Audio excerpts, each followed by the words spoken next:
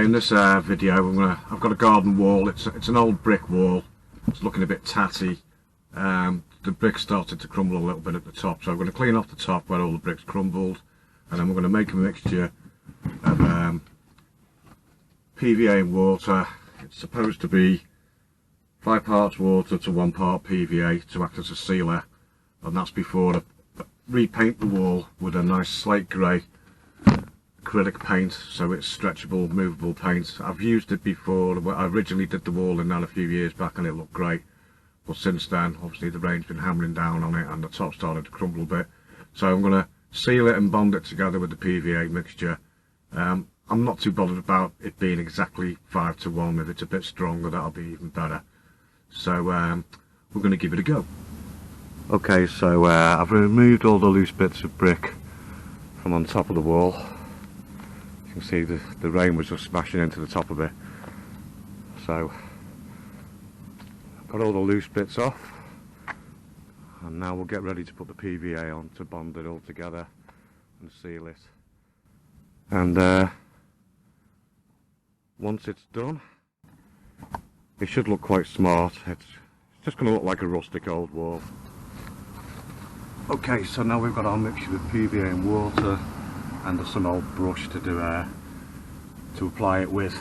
I've already done that behind the camera that you can't see, and the other side of the gate. So there's just this bit to do now. I'm going to just slap it on. I don't care, it doesn't have to be pretty, it's going to dry. The main thing is it's going to create a seal, so I just want to slap it on to get as much on as I can. Let's give it a go.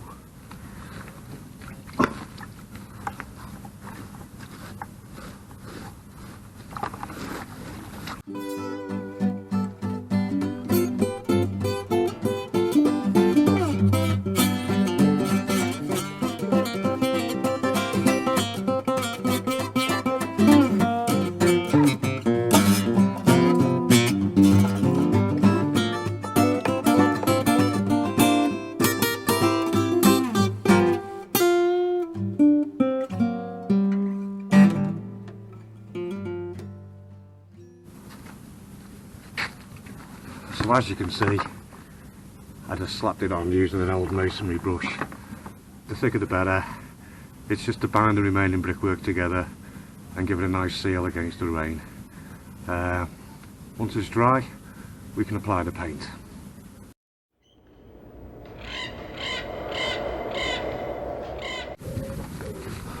Okay, so that's stage 1 done, and after the thrilling nights of watching the PVA coat dry, it's now time for step 3, and this involves applying the paint. For this I'm using an acrylic based roofing paint.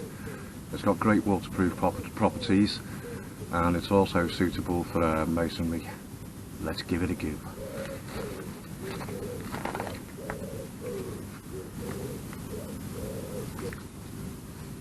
As you can see, I'm laying on quite a thick coat as I want to get it into all the little nooks and crannies to help with the waterproofing.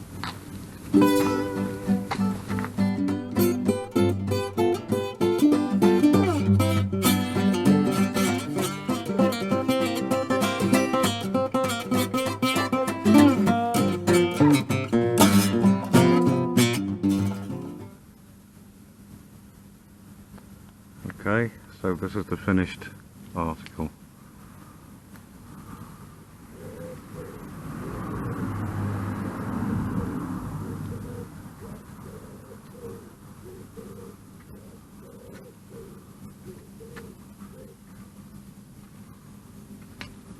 We even redone the hand railings around the front door.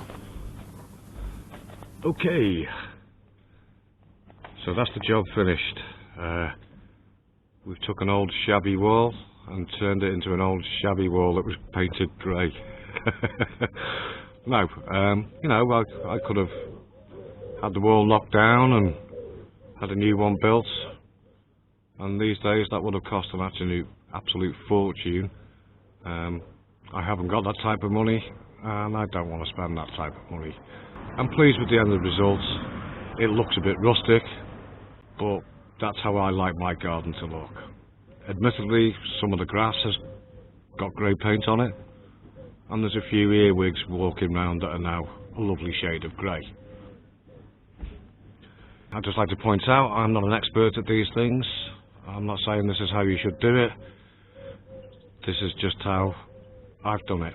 A nice, cheap and easy fix that's brightened up an old shabby wall. That's all the steps completed now, except for the final step, which is